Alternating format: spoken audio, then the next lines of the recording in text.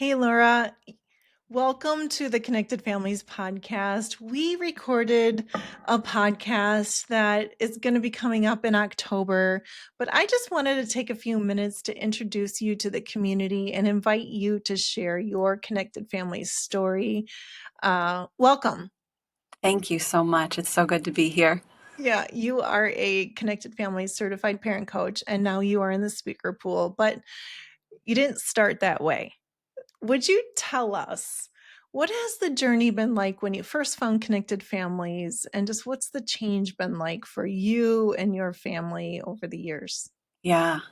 Honestly, that change has been palpable in our household. So I was a little late to the party. I found Connected Families when my kids were ages 17, 15, and 12. And we were walking through crisis as a family. As my kids get older, I'm realizing more and more that they have to be able to tell their own stories. And so out of respect for them, I will stop at that for details, but suffice it to say that I was completely leveled and flat on my face before God. Um, I did one of those desperate searches online, and I came across a Focus on the Family podcast that Jim and Lynne Jackson were talking about the framework. And I just remember it sounded like everything that I had always believed, but could never quite put it into words or actionable steps. Basically, it just sounded like hope to me. And a few months later, I enrolled in the Discipline That Connects online course. And at that time, the relationship with my youngest was very bad. It consisted of her coming home from school, stomping upstairs, slamming the door, and every single interaction was negative. And I am not exaggerating. We could not have a conversation without things exploding. But within 4 weeks of taking that course, I just noticed the slightest shift of things in our household.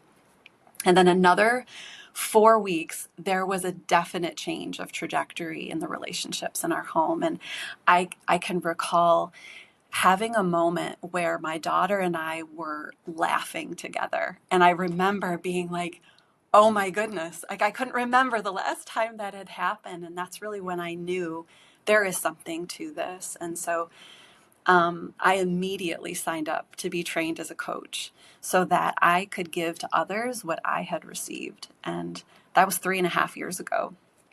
And I will say now my daughter is just about to turn 16 as of this recording, and she's amazing. She was always amazing, but we have really good relationship now, and it's just been such a blessing in my life, and being able to share that and encourage parents along the way has been amazing. So yeah, and then since then I've also been trained as a workshop speaker, and that's been such a great experience as well.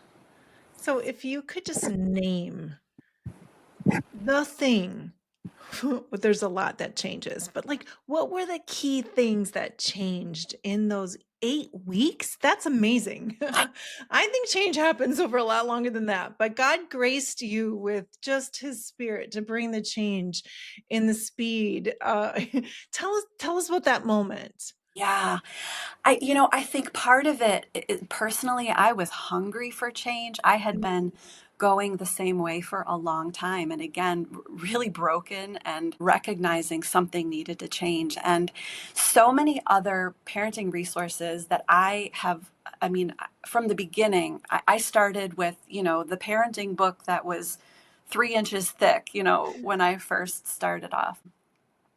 But the thing that is different about Connected Families is that it isn't just talking about how do we help our kids change. It's talking about me.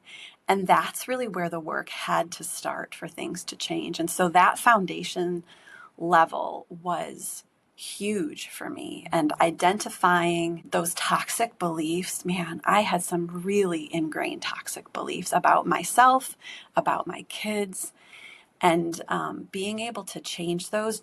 It brought peace into our interactions, and it allowed me to realize that we're on a journey, that there's space and time to be able to work through this. And I think that alone was probably one of the biggest factors. The other piece of that was, along with that, accepting God's grace for myself and realizing that I was hard on my kids, but I was equally hard on myself.